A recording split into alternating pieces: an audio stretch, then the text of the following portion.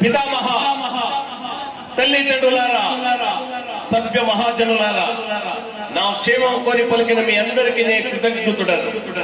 రాయబారి, గోకుల విహారి, నువ్వు ఎంత తెలివితేటలతో ప్రసంగించినను నిన్ను నీ అంతరాత్మను అర్థం చేసుకున్నంత అజ్ఞానిని కాదు. నా గురుదేవుడు సోదరుడు అని, కుంతీదేవు మూలమున నాకు దూరం చుట్టమని, సకల రాజలక్ష్మతో సకల సంతానంతో అతిథిగా తిరస్కరించి నీకు నువ్వే రాయబారిగా ప్రకటించుకుంటవి. రాయబారి వచ్చినప్పుడు రారాజు ఆశ్రమంలో ఆచారము కాదు కనుక నిన్ను ఉచ్చరించితే గౌరవించింది.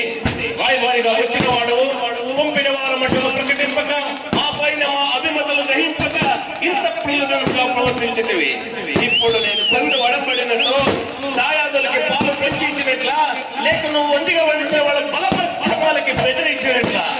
కృష్ణ, దూతకృతము నిర్వహింపక పాతకృతముకు కళంగితివి. మాలో మాకి కల్పములు పెట్టితివి, మా మైత్రి బంధాలు తెగించితివి. ఐదూళ్ళైన పరమ దుర్మార్గుడు రారాజని లోకమునకు చేకరింపితివి. కృష్ణ, నువ్వు కోరిన కోరిక నిజమైనదో సరి అయినదో నేను వీటికి నా సుశాల మహాసామ్రాజ్యమున 5 ఊళ్ళు లేకపోవునా? ఇంద్రప్రస్థము, గృహప్రస్థము, జయంతము, మానవము కలిపి ఇంకొకటి చాలంటివి.